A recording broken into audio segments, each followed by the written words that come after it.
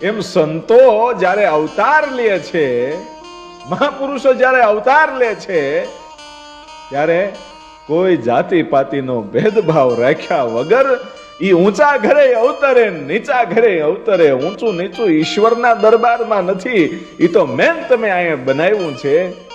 પણ મારે જે વાત કરવી છે કે દેવી પૂજક સમાજમાં આજે જે રખા દાદા છે, લગભગ કોક જ ગામડું એવું હોય કે ત્યાં રખા દાદાનું મંદિર ન હોય. પણ એ રખા દાદા છે કોણ, એનું પ્રાગટ્ય કેવી રીતે થયું અને એનો ઇતિહાસ શું છે, એની આપણે જરાક નજર કરવી છે. રખા દાદાનું પ્રાગટ્ય કેવી રીતે થયું, એની ઉત્પત્તિ કેવી રીતે થઈ અને રખા દાદા આવું નામ કેમ પડ્યું, આ બધી જ માહિતી રખા દાદાના સંપૂર્ણ ઇતિહાસની અંદર છે.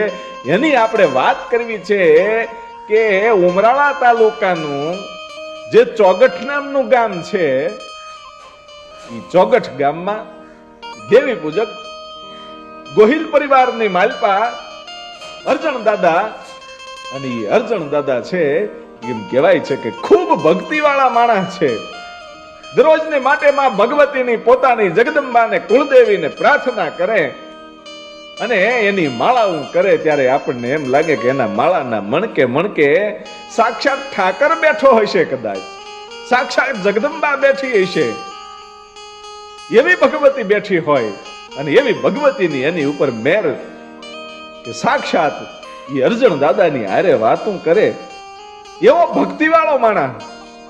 અને ધીરે ધીરે એ અરજણ દાદા અને એને ઘેરે એક દીકરાનો જન્મ થયો, એટલે એનું નામ વશરામ